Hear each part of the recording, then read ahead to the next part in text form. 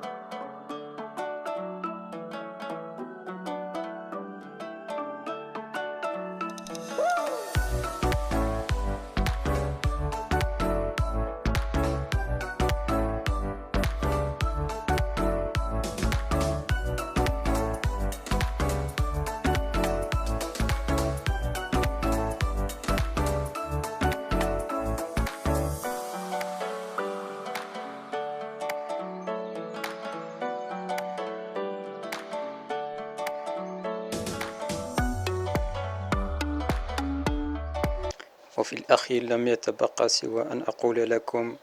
شكرا على المشاهدة، ولا تبخلوا علينا في الاشتراك بالقناة، وهذا من أجل